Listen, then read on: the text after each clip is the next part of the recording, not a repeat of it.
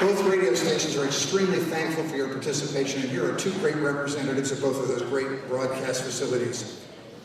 Our debater from the left is a veteran of radio, having been on the air since she was 23 years old.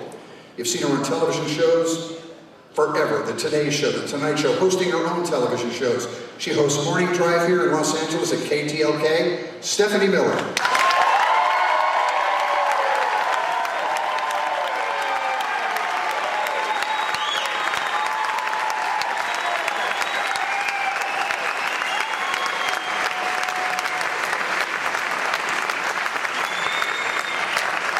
From the right, taking on Stephanie is a man that Buzz Magazine calls one of the 10 most powerful men in Los Angeles, a moral compass. He is sought after as a lecturer and an author, including writing the book Happiness is a Serious Problem. He hosts the 9 to noon slot here in LA on KRLA, Dennis Prager.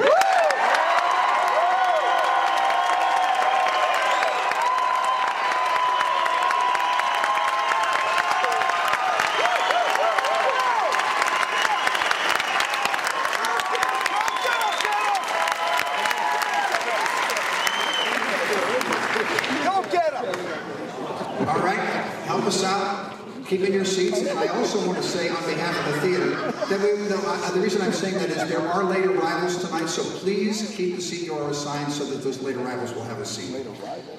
We tossed a coin backstage outside the presence of both participants. But we had several bonded professionals there when we did it, and Dennis won that toss, so we're going to have the first question. Dennis? Wait, how did I win the toss? I wasn't present then. Well, we had someone who had only your interest in it. Who won tonight's debate and why?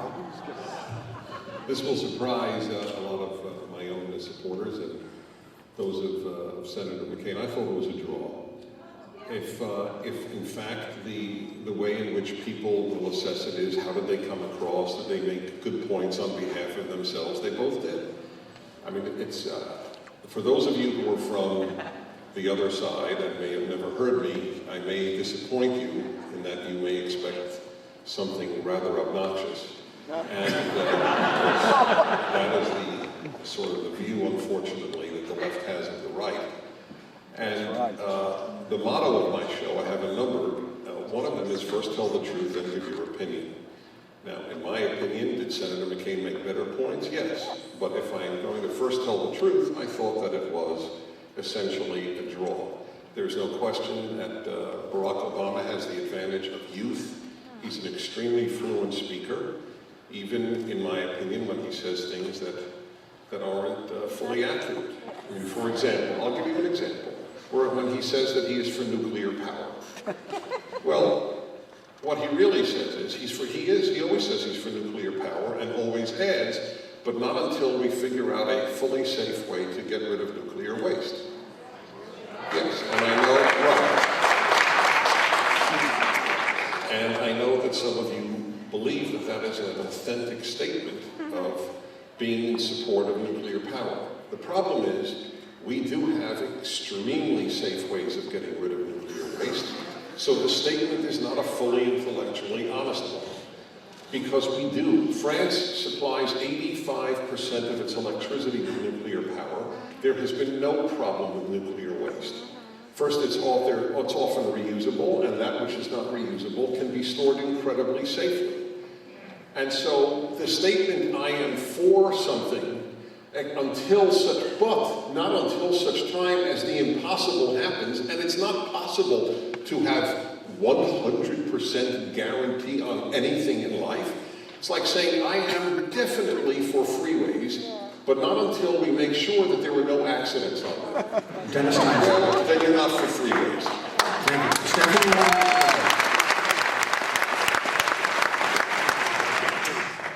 Well, Dennis, let me start by saying that I thought Obama kicked Grampy's ass.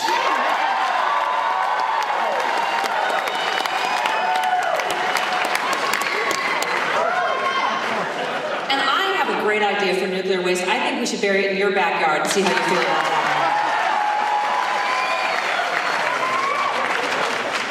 Look, you know what? I think that debate, am I right? I mean, seriously, on both sides, do you think this changed the trajectory of the race? I don't think so. And the trajectory of the race is that Barack Obama is going to win. If you think... Say it with me, Dennis. Yes, we can. You know, there's been some bad news for Grampy McSame lately. Not only has he voted with George Bush 90% of the time, but, you know, The Economist just did a survey with, and you're not going to believe this, economists. They interviewed all the top economists, you know, Republican and Democrat. Check out these numbers. 80% think Barack Obama has a better grasp of economics and would appoint a better economic team. No, wait. 8% for Grampy.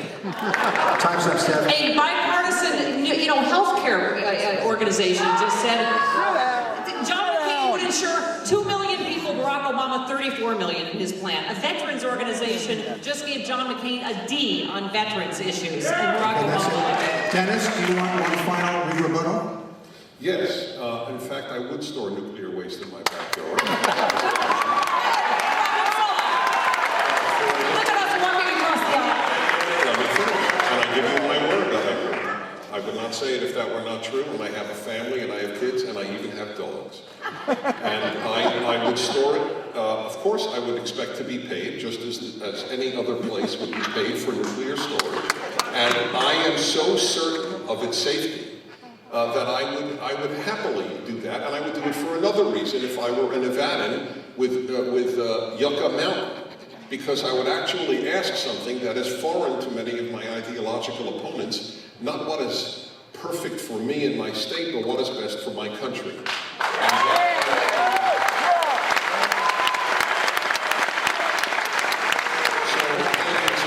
As for the trajectory, Barack Obama, inheriting a war that is not popular, should be ahead by 37 points. The fact of the matter is he needed the worst crisis since the Depression to at all go ahead of John McCain. It is not Obama that is ahead.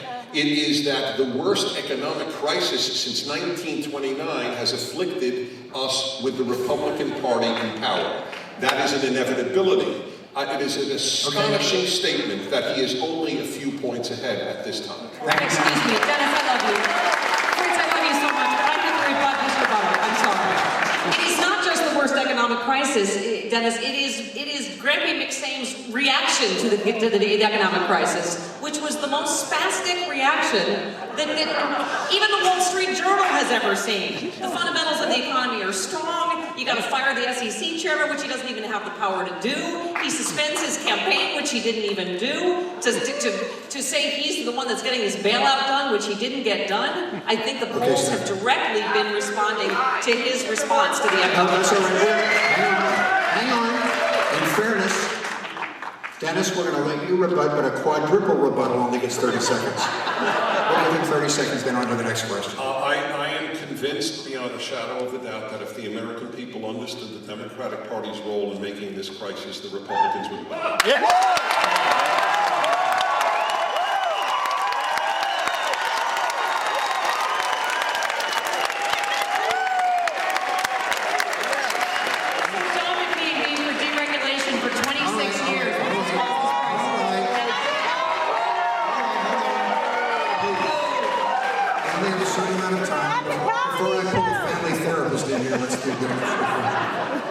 Here's a question for you, Stephanie. What are 3 key reasons you are voting for your candidate of choice?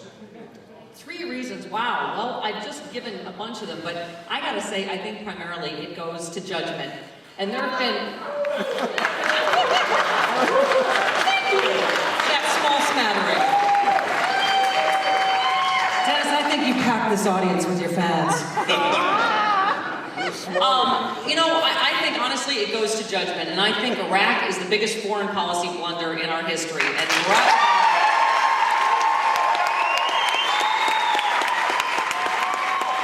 seriously, how anyone can think things are going well with what a Nobel-winning economist calls a $3 trillion war ultimately. This economic collapse, which will result in a $1 trillion a year deficit probably, and think that this president has done a good job, or the guy that's voted with him 90% of the time is a good choice for America right now, I just fundamentally disagree with.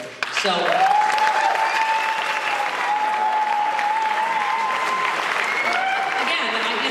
What I cited earlier also, Fritz, just, there are bipartisan groups that have looked at healthcare, that have looked at the economy, that have looked at veterans issues, that veterans are giving 6-1 to Barack Obama instead of... And quite honestly, this McCain campaign is not even dirty politics, it is gutter politics at this point. These are lynch mobs that we're hearing. I don't know if you saw the McCain and the Palin rallies in the last couple of days, where someone yelled terrorist when McCain said Obama's name, when someone yelled kill him when Palin said his name. This has gone beyond the pale, whatever they were saying.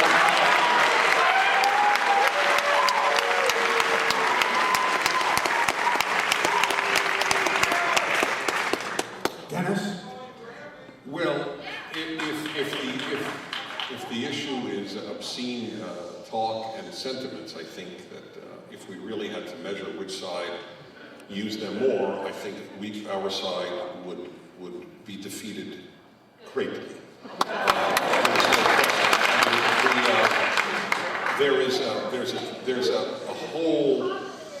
There's a whole evening devoted by a one-woman show in Washington, D.C., Sandra Bernhard, where all she does is speak about, well, it's interesting that someone would cheer her, perhaps, the idea of saying that if she walked into a black part of any city, she would be gang raped, Sarah Palin. Please. This is part of her routine. Let me just say about the yelling. If you yell, you leave, and if you don't leave, we will leave. Okay? So just want you to know that.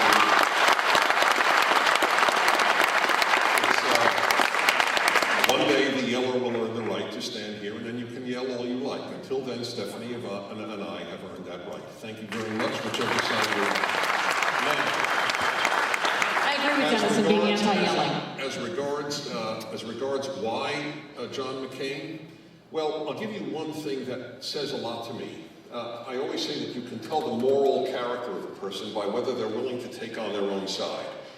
The day that Barack Obama takes on his own side, like the teachers' unions, or the unions generally, or the trial lawyers, that will be a great day. Until then, we have a history of John McCain taking on his own side, and no history whatsoever of Barack Obama taking on his own side. Time's up. Now, you see, it's a fascinating thing. Either what I said is true or not true. It's not a booable or a plausible lie. It's either true or false, a doctrine that may be somewhat alien to some, but I think is a rather significant one. That is how John McCain has earned his reputation. So much so that a lot of Republicans, including myself, did not vote for him. I voted for Romney, as it happens, and I wanted Giuliani. I'm perfectly open with it. He was my third choice. Okay. Many Republicans did not want him because he does, in fact, leave the Republican tent so often. Dennis, but we have no such example with Barack Obama. Dennis, all due respect. First of all, Barack Obama does not have to stand up to his party because they're right on just about everything.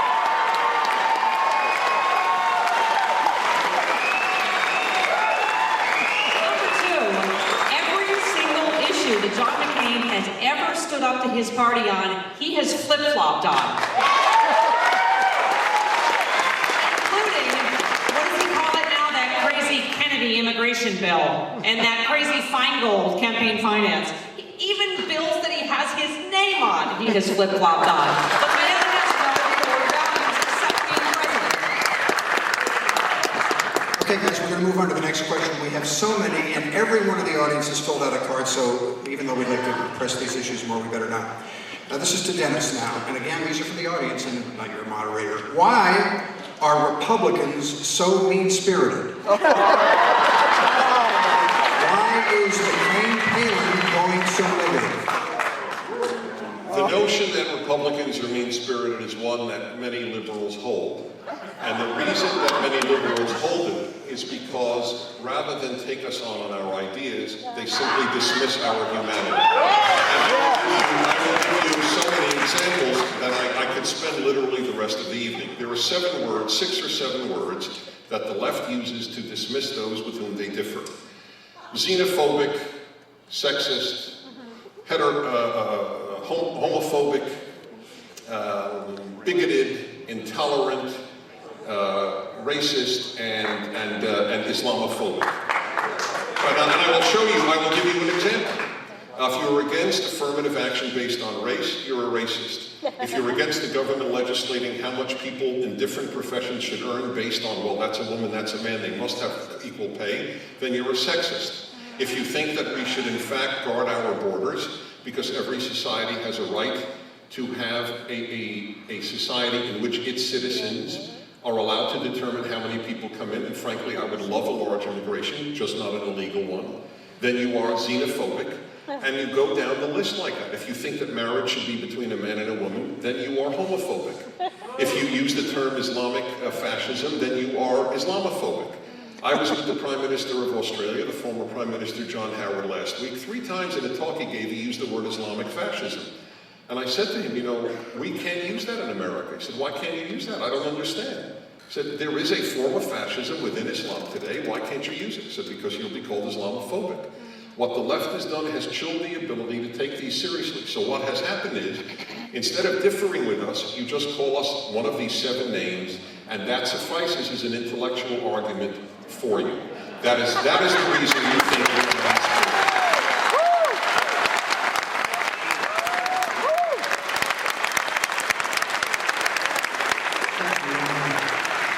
Dennis, let me start by saying you are none of those names, but you're a lot of other names I call you privately. I like him too much to debate him. It's awful. Wow, that could take the rest of the night. Why are Republicans so mean-spirited? You know, it's what I was saying about the tenor of these rallies this week. When you have the candidates themselves saying the things they're saying on stage, is it any wonder that you've got the crowd screaming terrorist and screaming kill him? And the Washington Post reporting today that the Sarah Palin supporters are screaming racial epithets at reporters, you know, telling a black reporter to sit down, boy. This is getting ugly. And, you know, look what's going on out here with Prop 8. This is the same play the Republicans, in my opinion, run every time. If you don't have a job, it's the brown people. If there's something wrong with your marriage, it's the gay people.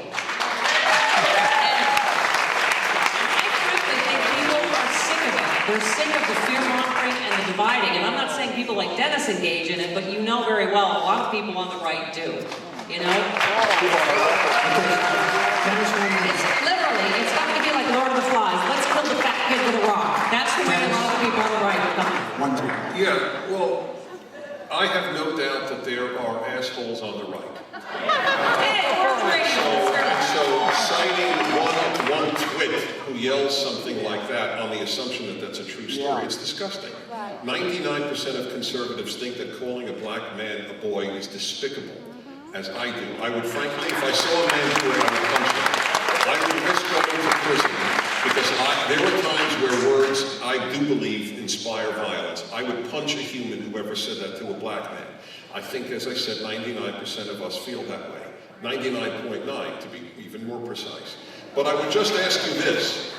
Where is the commensurate bumper sticker to Buck Fush? Why are there no hateful obscenities directed? How come there was no Cluck Finton? Did anybody ever see Cluck Finton?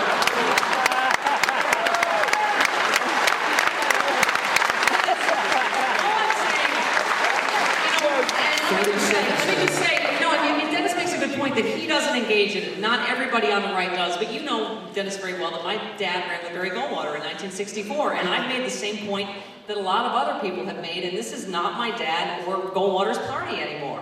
That, you know, Goldwater was very pro-choice and pro-gay rights on the Senate floor, talked about the undue influence of the religious right on the Republican Party. What does it say in 2008? Hillary Clinton stole Barry Goldwater's line on the campaign trail about gays in the military. You don't have to be straight, you just have to shoot straight. Okay, Steph. This next question is for you, Stephanie. What is the importance of faith in the presidency? We just have to pray that George Bush gets out of office as soon as possible.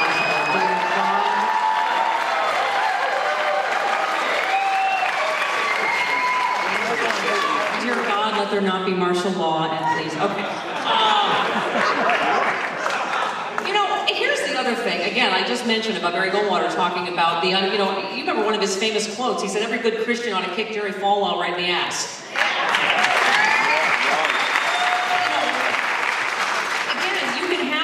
Faith, but my dad, for instance, was really Catholic and very religious. You know how I knew? Because he never talked about it, and he never used it publicly.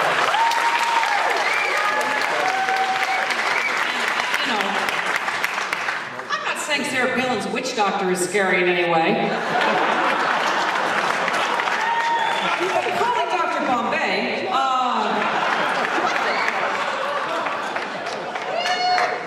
seriously, tell me there isn't a double standard in the coverage of this race. That Barack Obama's preacher gets this coverage, and she has this preacher, this crazy preacher that said some woman's a witch in Kenya, and then he's praying on her to make her governor, and God wants us to be in Iraq, and God wants the pipeline. Here's a little newsflash for you. There's supposed to be separation of church and state.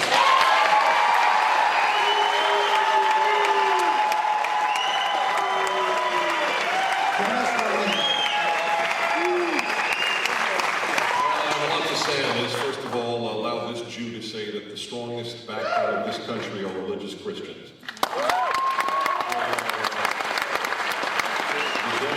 The day that they become a smaller and smaller and weaker group is the day that you can date the downfall of the United States of America.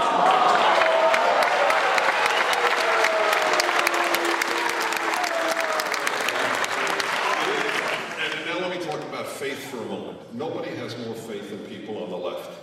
They believe, for example, that global warming will destroy the world within 30 years. That is an act of such irrationality as only compounded by their belief that DDT should be banned, which has killed millions of Africans who die from the Anopheles mosquito, killing them with malaria.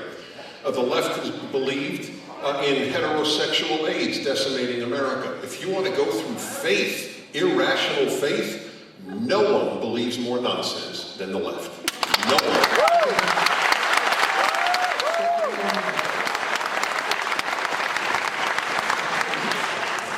You're right, Dennis. I would just go with your scientists that work for ExxonMobil. I'm sure they're correct.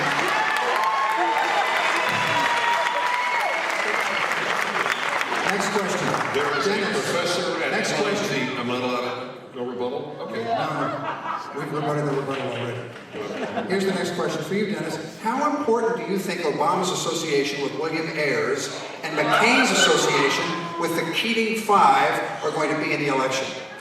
I don't think either will be particularly significant. There is one difference, though, and that is that John McCain has devoted a good part of his life atoning for his involvement there.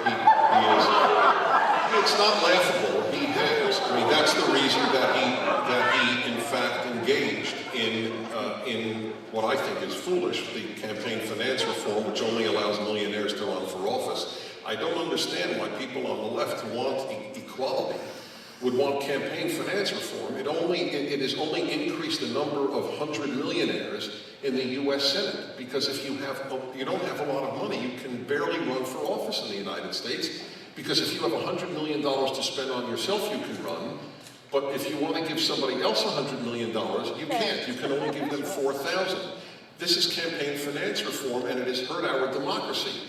I know the word reform makes people on the left feel wonderful, but life is not about feeling wonderful, it is about doing wonderful. There's a very big difference.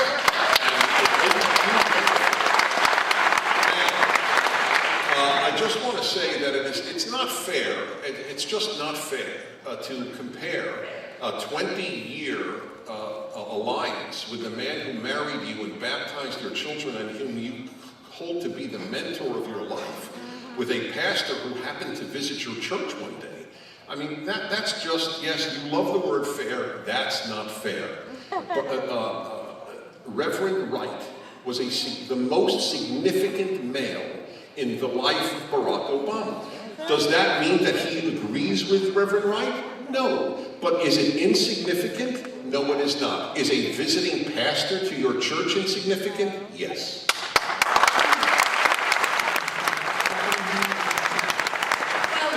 Let's talk about associations Hang for on 1 second. We just want to remind people, I know these are passionate issues, but please don't yell out. Many of you feel like you're home with a Corona in front of the flat screen. We can't hear you. But please don't yell out. We want to keep this going as beautifully as it is. I'm sorry. Go ahead. With one exception, if you want to yell nice boobs, that's so great. Sorry, Fritz. Disgusting. If we want to talk about close associations, Dennis, maybe we should talk about that Sarah Palin is sleeping with a successionist. We made a video for a secessionist group talking about how much they hate America. I mean, we can go down this road, or we can talk about issues that actually impact Americans' lives. A guy that did something when Barack Obama was 8, who he barely knows, according to the New York Times. Come on! To compare that to John McCain, who, by the way, what was his association with the Keating Five? Oh, he was one of them. That's right. Otherwise, it would have been the Keating Four. Exonerated on all charges. And it might be a little bit relevant to the whole banking scandal deregulation these days. Anyway, seriously. I mean, is this really going to get one person in this room health care, or lower your gas prices, or help this economy, or get you a job? I don't think so.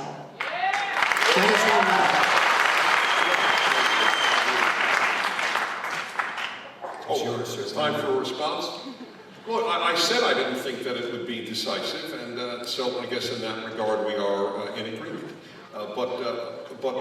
If you want to be intellectually honest, I just repeat, the role of Reverend Wright in the life of Barack Obama you see, I'll tell you, I must... Can you be responsible for everything your rabbi has ever said? If my rabbi spoke in a certain way for 20 years from the pulpit, I would be responsible for bringing my children to hear that rabbi every week. Yes, I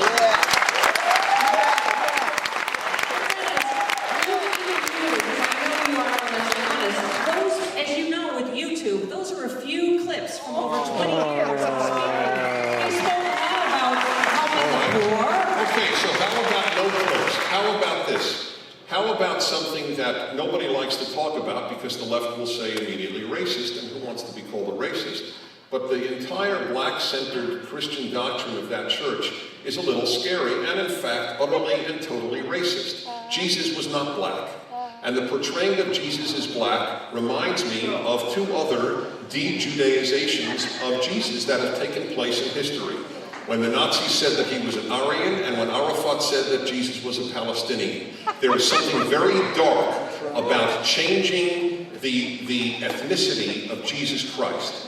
And the fact that it is portrayed that way in that church, that was every week. That was not one time with goddamn America. And we don't have YouTubes for the other weeks. The sentiment of the black theology that he had is a dangerous theology that if a white had, all of you on the left would call racist.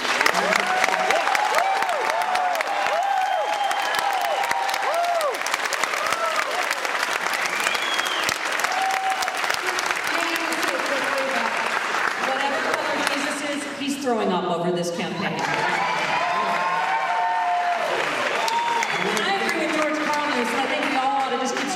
To a one color. I wanted to get to the next question because it's about that. This is a question for you, Stephanie.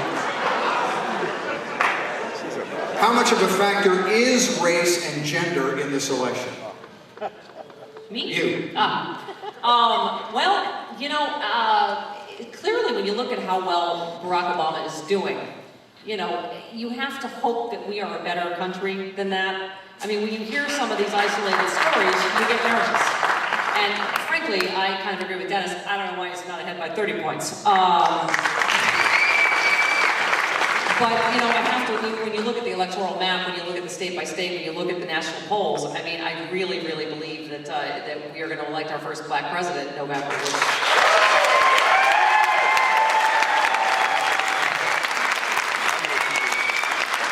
Let me talk about gender for a moment and Caribou Barbie. Because, you know, I have a set of ovaries. And I think that I have to say, you know, there's polls that just came out today, Fritz, showing that Sarah Palin, Barack Obama is way ahead with women, that this has not had the effect. Because that, to me, is the whole point of feminism, is, you know, being able to vote for someone that you think is qualified, and Americans don't think she is vaguely qualified to be president of the United States.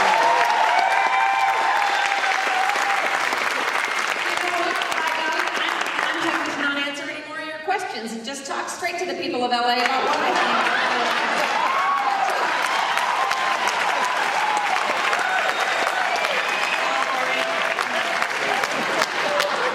Dennis Prager. Thank you. I have said on so many occasions on my radio show that I feel funny repeating it again, and that is that my first choice would in fact be a black man for president. I would love to have a black for president. Unfortunately, this black and I don't share many values, so I can't vote for him. But if I had my druthers, I would love a black who shared my values. That's my first choice. I vote on the basis of values. To my mind, your race is utterly insignificant. That was what I was raised as a liberal Jew in New York City.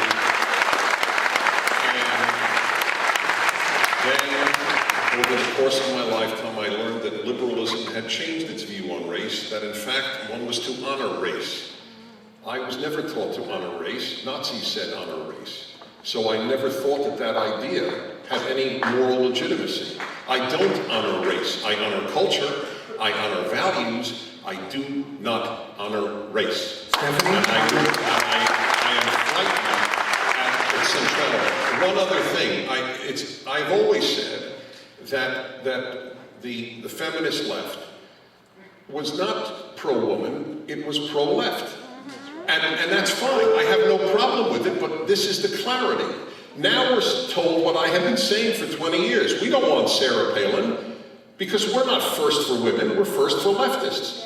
I know that. That's fine.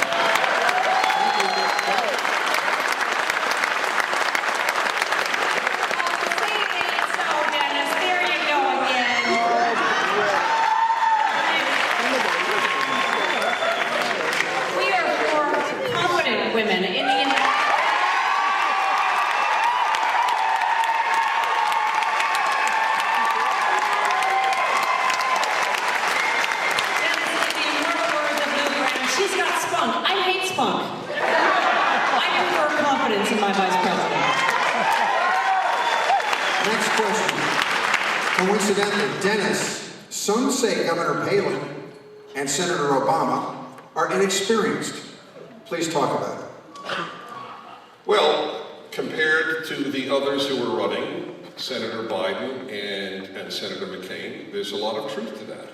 And in terms of achievement, Governor Palin has a lot more than Senator Obama.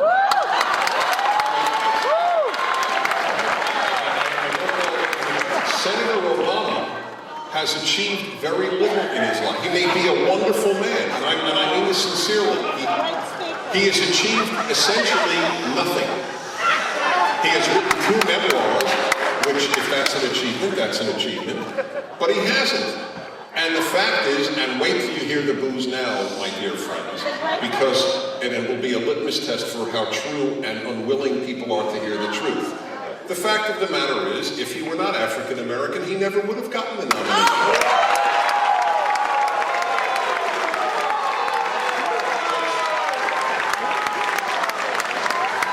Those who deny that, as Geraldine Ferraro found out to her great regret, those who deny that live in a state of that's a racist, thank you. That's it. That's the problem. By the way, I totally understand that. I totally understand it. I totally acknowledge the fact that Clarence Thomas was picked in part because he was black. I am willing to be intellectually honest when it happens on my side. I believe he's turned out to be a great justice, and maybe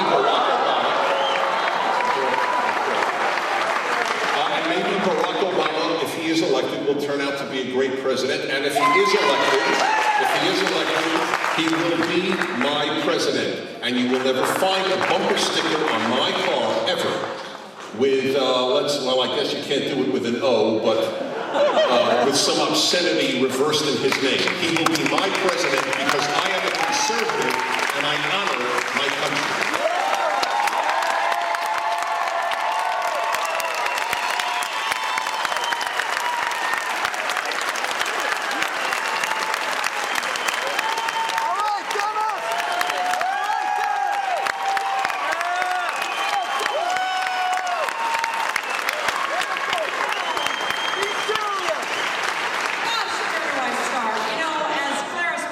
Would say to me if he were here, nice boobs.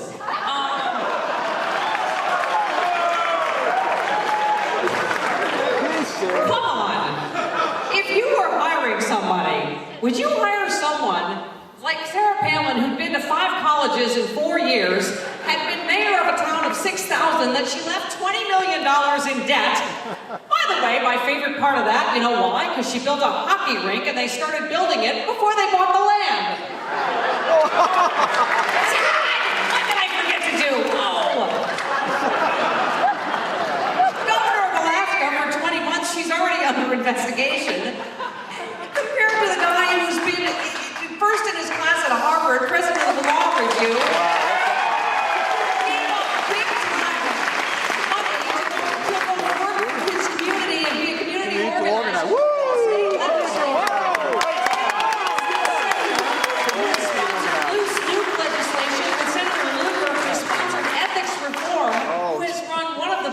Best-run presidential campaigns in the history of this country.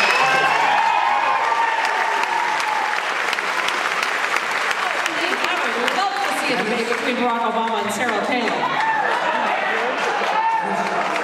That would be like Stephen Hawking and Rain Man.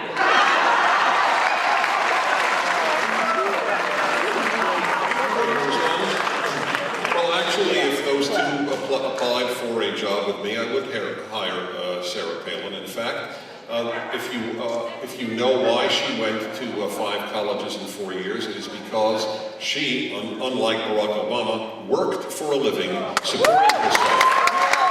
Whereas he was given scholarship after scholarship after scholarship after scholarship after scholarship after scholarship. He went on scholarship. She worked for a living, something that the left taught on behalf of the proletariat, but deep down have contempt for them. Yes.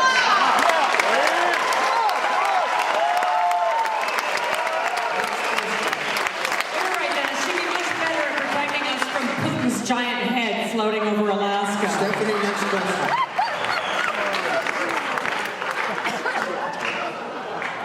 This is for Stephanie. Much has been said about the lessons of Vietnam. What do you see are the lessons of the Iraq War?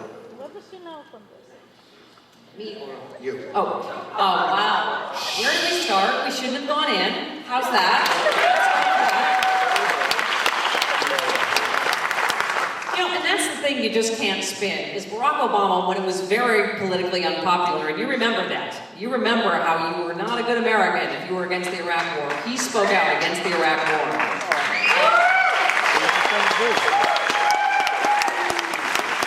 As Biden pointed out pretty eloquently, I thought, in the debate, John McCain has been wrong on every single thing about Iraq.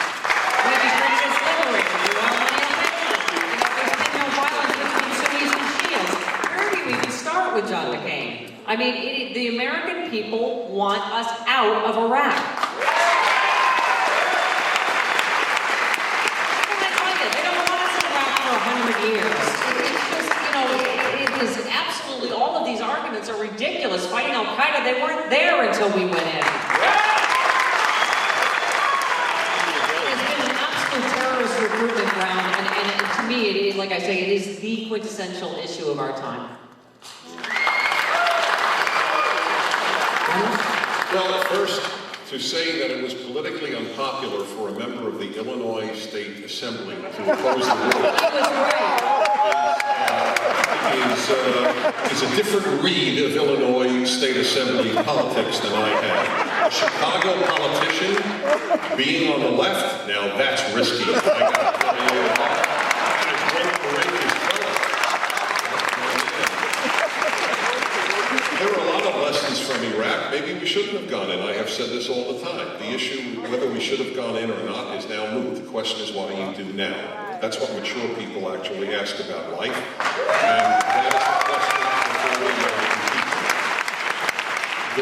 Some of the most vicious people on earth would conquer a country if we leave prematurely.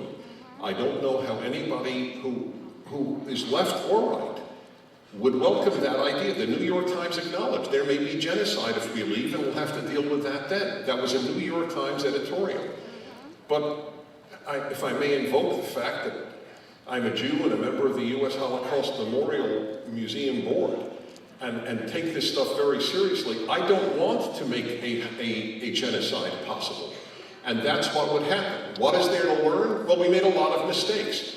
And those mistakes were acknowledged by one Republican who really did, in fact, invite non-popularity, and his name is John McCain. And that man said, we are not embarking on it right. And let me just tell you something, there's a cliche.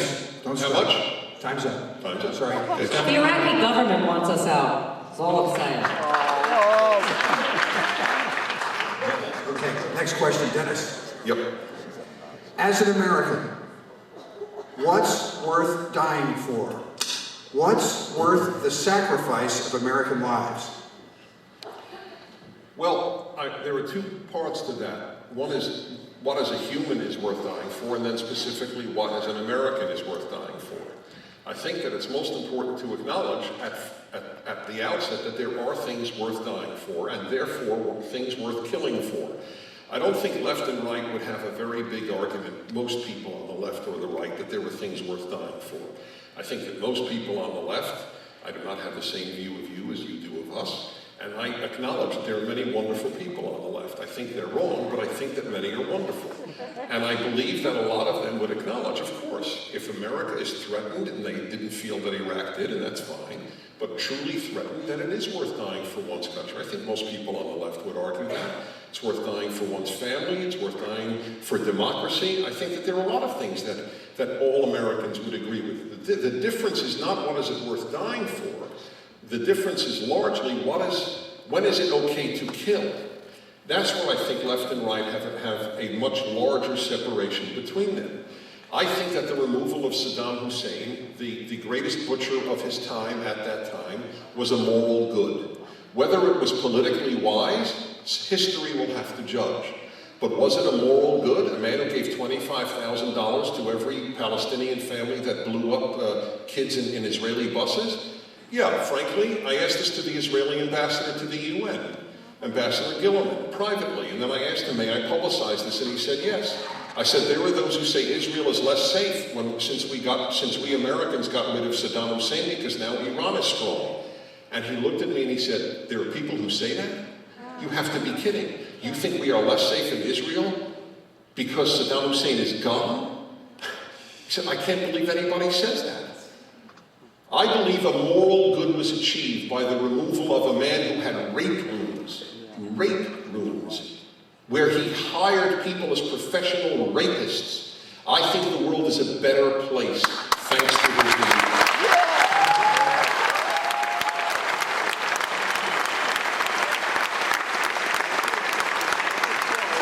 I don't think anyone disagrees Saddam Hussein was a bad man, but probably 100,000 Iraqis have died as a virtual And unfortunately, we tortured Iraqis and raped some of them in Abu Ghraib. On the orders of this administration. So, Dennis, it's a slippery slope. We got to know what's morally right or wrong. One of the things about the left and right, have you found yourself when listening to Pat, if you're on the left tonight, listening to Pat Buchanan about Iraq and going, that's right, Pat, you're right. Oh my God, I'm agreeing with Pat Buchanan.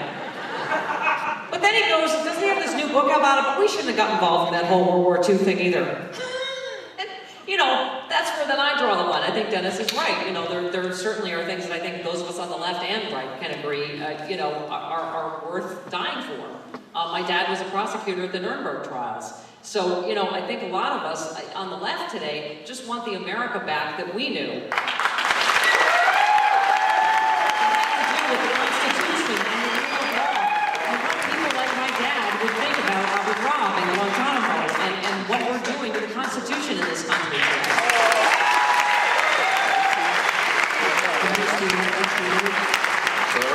You want an extra minute? You kind of agreed on that, so there's no real reason for a rebuttal, is there? No, there is. Oh, okay. I think that this is wildly overstated, that we have shredded the Constitution, and it scares me that people believe that stuff. Because when there are real people from left or right who come to shred our Constitution, the left will have already used up all of that vocabulary, and you will have cried wolf, and the real shredders of the Constitution will then not be fought, because the non-shredders had already been called shredders. That's right.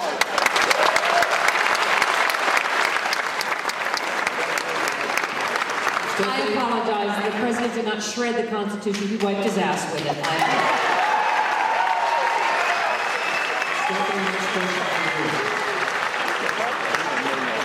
For me? No, it's for Stephanie. What is your take on the threat from Iran right now? How do they impact the security of the United States? Well, we did them a big favor by invading Iraq and taking out their only enemy and engulfing them and creating an Islamic theocracy eventually in Iraq, which is now aligned with Iran. You know, another reason this was just a huge strategic blunder going into Iraq in the first place. But, you know, certainly everybody is concerned about Iran. But, you know, I think we've learned from Iraq that, you know, this saber rattling, it is not helping us around the world. The war on terror involves other countries helping us and giving us terrorist intelligence. You know, the right goes all off on, you know, the French, freaking surrender monkeys. It's like, they're our allies, you moron. We need their help in this war on terror. And so, you know, Barack Obama is saying we shouldn't be afraid to sit down with anybody. I mean, the Bush administration has started doing it more. I mean, pretty much everything Barack Obama has said has turned out to be right foreign policy-wise. He gets all naive and irresponsible that he's going to go into Pakistan with or without their cooperation, and they're like, oh, he's so naive and irresponsible. Meanwhile, the CIA's done it. They went in and took out Al-Qaeda members in Pakistan. You know, you have to have a strong foreign policy, but a smart foreign policy. And that involves talking to other people around the world, you know?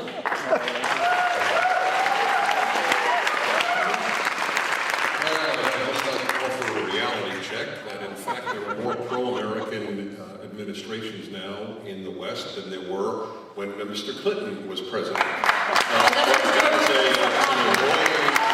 an annoying fact. For the first time in a generation, France is governed by a pro-American president. Canada is governed by a pro-American prime minister. Germany is governed by a pro-American chancellor. I don't know where this notion arose, except because the left hear each other, read each other, and talk to each other, so that they believe what they're doing all the time.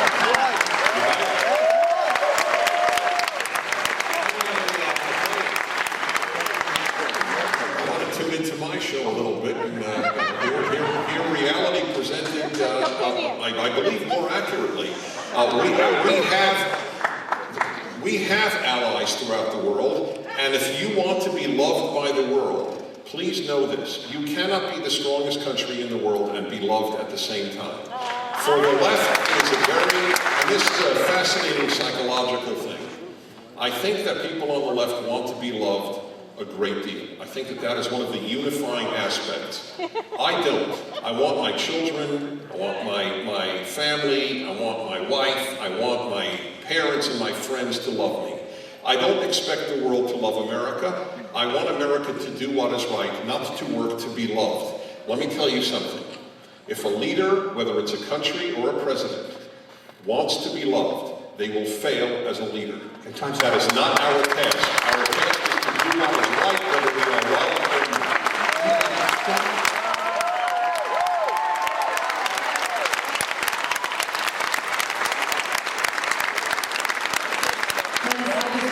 I love you. I listen to your show every day in my head. And Stephanie loves me. Thank you very much. I wouldn't be tough.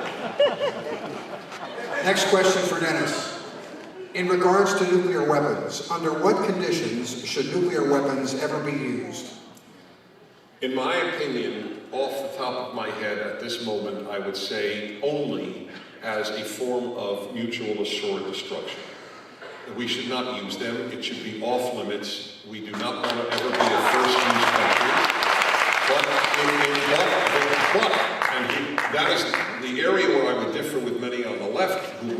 have a nuclear-free world, including Barack Obama. For that alone, he should not be president. The idea that America should give up its nuclear weapons is so scary, and forgive me, I have not used a single adjective. That is truly stupid. And I very rarely use an adjective like that. That America should not have nuclear weapons? What will then happen? Bad guys will not get them? You will rely on agreements, on signed papers with bad people? Bad people don't care about signed papers. They care about destroying good people. Therefore, I don't want to use nuclear weapons, but I want America, the best country in the world that has any power, to have the best nuclear weapons on Earth.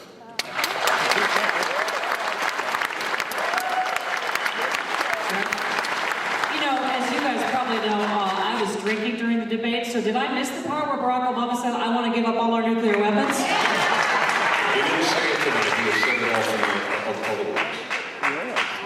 You know, some on the right, Dennis, have also said, let's make Iran into a parking lot, which I don't think there'll be any reaction to that, do you? You know, again, this is the hyperbole. Barack Obama has never said he wants to get rid of all our nuclear weapons. Would we all, you know, ideally like a nuclear-free world? Yes, but I don't believe he's ever said that, you know, so.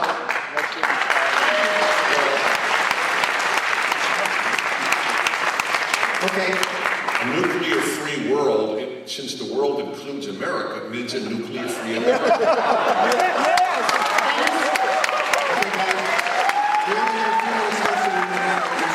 Dennis, imagine there's no heaven, a brotherhood of man. Sing with me.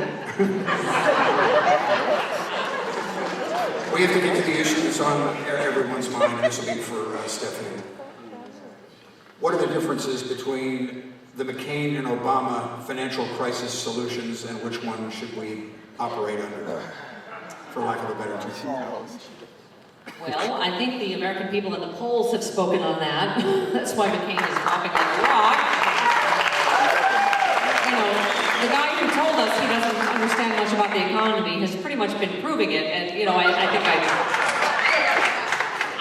mean, seriously, his response to this crisis was absolutely spastic. I mean, how do you go in 1 week from the fundamentals of the economy are strong, you gotta fire the SEC guy, which he doesn't even have the power to do, which even the Wall Street Journal condemned, saying, I'm suspending my campaign, which he didn't do anyway, you know, to saying, I'm taking credit for this bailout, which then didn't happen. I mean, John McCain has just been incomprehensible on the economy.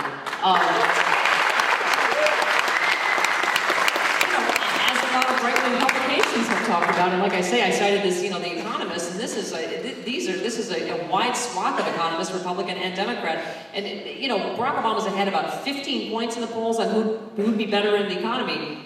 Among economists, Republican and Democrat, like I say, he's ahead of 80% to 8% over John McCain, who would be better in the economy. So I think that one's a slam dunk, which is why, you know, the McCain camp is going so dirty now. Dennis? Well, as it happens tonight, not in so many words, so since I'll never make up consciously a quote, Barack Obama also said that essentially the United States economy will pull through, and he didn't use the word fundamentals, but said that at bottom, or whatever the words were, it is strong. And you want, by the way, you do want people who lead your country.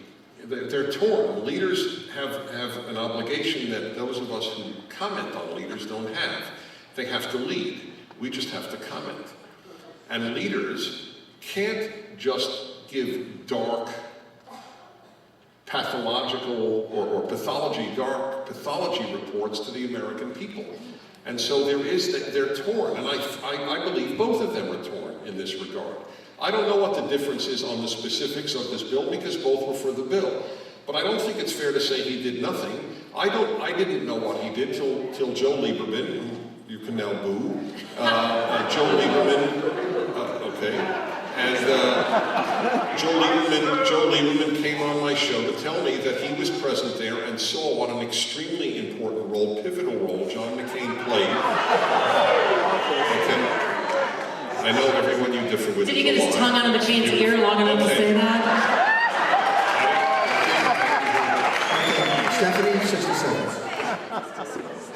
I'm sorry? Oh, I'm done on that. Okay, all right. Steph, here's a question for you. Who's it for? It's for Stephanie this time, I'm sorry. Let's talk about taxes. Obama has proposed raising taxes on people who earn over $250K. What's your take on that? Just you, Fritz, sorry. Weathermen make too much money. Yeah, you know, this is the rhetoric again, that, you know, the McCain camp keeps going over and over. Barack Obama will raise your taxes, will raise your taxes. I mean, literally, I think he said it pretty clearly tonight, 95% of the people in the country will get a tax break under Barack Obama.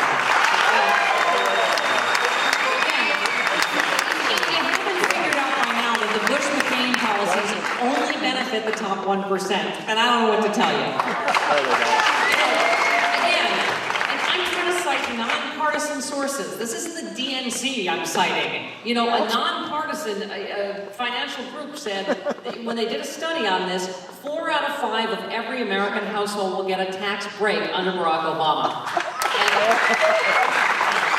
And by the way, every 5th house in America, John McCain owns. So, I think you can see why Grampy's a little out of touch with his 13 cars and 9 houses. And, you know, I mean, again, I think there's no other way to spin this whole tax thing. It just, we have lived through it, haven't we? These 8 years of the Bush policies. You know that only top 1% big oil is doing well.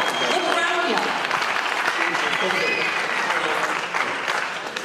If we don't want to score points but want to deal with this, I think, honestly, let's say the following. If you believe that a raising of taxes in a recession is a good thing, you're a Democrat.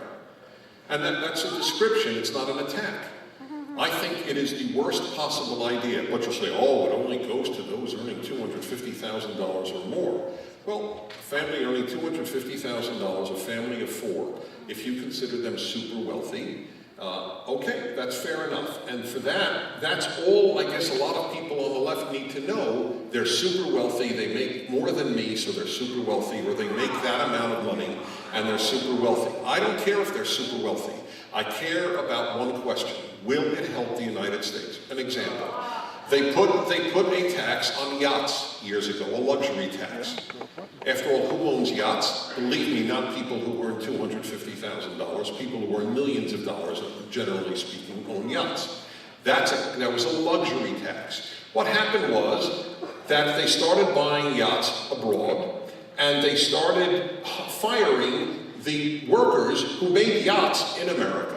So they dropped the tax after all of the crushing results of the luxury tax on yachts. I don't know why anyone with good sense would think raising taxes in the midst of a recession that could possibly even be a depression is a good idea. It is a terrible idea, and it will hurt the United States. But for those for whom taxing the rich and redistribution and equality are the highest values, it's worth doing. I don't believe equality is the highest value. I don't. I fully acknowledge that. I don't. I think equality of opportunity is a high value. Equality of result is irrelevant.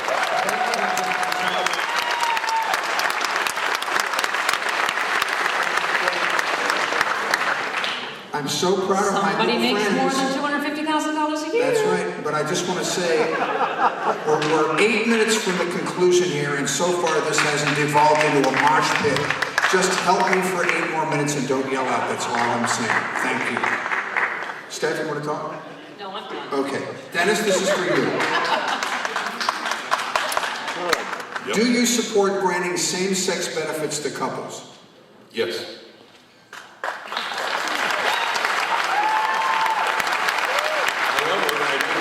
Same-sex marriage. Benefits are benefits, and marriage is marriage. And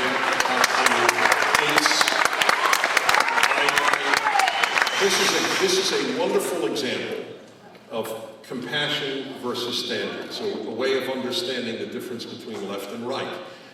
The left is very big on compassion, and compassion is a beautiful value, but it's a terrible value for making social policy. An example, compassion directed the Democrats to order banks to lower their standards for loans. This was done in the name of compassion. and so that poor people will have a chance for the American dream and buying a better house. We won't ask for their income proof. We won't ask them to put any money down. We will give them 100% a loan. And in the name of compassion, we created the terrible crisis we have. In the name of compassion,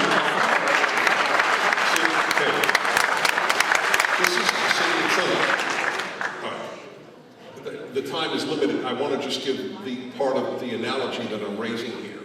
In the name of compassion, people are willing to redefine marriage. There is no civilization in history prior to the last 10, 15 years that ever had male-male or female-female marriage. It is not at all comparable to those who argued against marriage between a black and a white, not at all. Every great moral tradition was for interracial marriage. Every great. I teach Judaism at the American Jewish University. Listen, let me tell you, Moses married a black woman. The Jewish tradition has always been 100% supportive. It was a non-issue. But no tradition in history, East or West, ever thought that you should redefine marriage to male-male, female-female. I believe that we will hurt ourselves. We will sexually confuse our children if we do this. Good, Dennis. There is one. I'm sorry. Straight couples either beating each other up or getting divorced, that doesn't confuse children at all.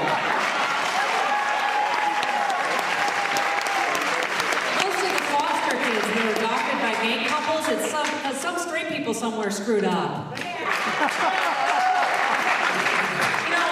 I don't get why we're so hung up on this word marriage. Let's just call it cabbage. Let's call it, because who doesn't think, Dennis, I mean, I know you're a compassionate man, that someone should be in the hospital with someone who's dying that they've been with for 20 years, or been, I mean, I don't know why we're so hung up, this whole subject brings up such homophobia, and here's the thing.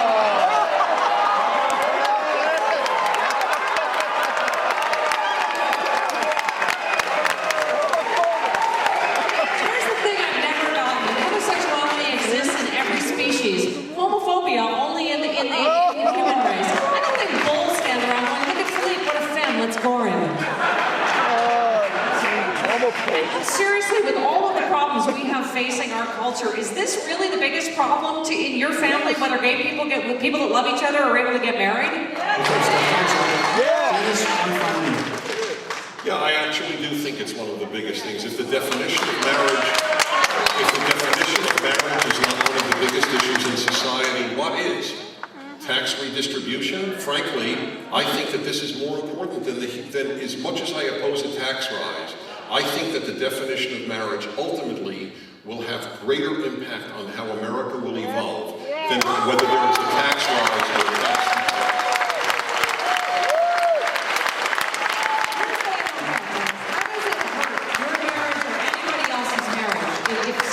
People that love each other are able to call it marriage. I never said that. How does it hurt anybody's family? But you're asking a question against something I never said. I'll tell you a consequence. A consequence will be, as the Los Angeles Times reported, from a Boston school, because Massachusetts courts ordered a marriage to be same-sex as well as opposite sex, that a teacher came into the classroom of 5-year-olds, or 6-year-olds, and 6-year-olds, it was a first-grade class, and she came in with a wedding band. And some of the girls started saying, "Oh, are you married to a man or to a woman?" And oh my God! That's right. I know it means nothing. Okay, folks, I know I will not change any minds. All I ask you, though, is to understand that your cavalier attitude towards changing the most important institution in human history is quite arrogant. You know better than Christianity, you know better than Judaism, you know better than Islam, you know better than Buddhism, you know better than humanism. You know better because you are part of the baby boomer generation that said never trust anyone or any tradition over 30. You will invent a new world. Well, Dennis, I have a question. Because I did 12 years hard time in Catholic school, so I had to read the Old Testament. When are we going to start killing people that eat shrimp? When are we going to start...